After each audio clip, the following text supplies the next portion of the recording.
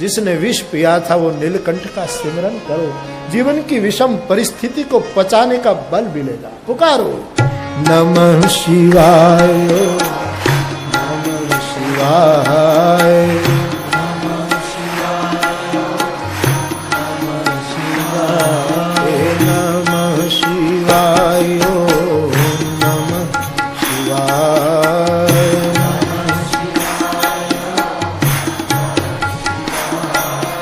हर हर हर भोले नमः,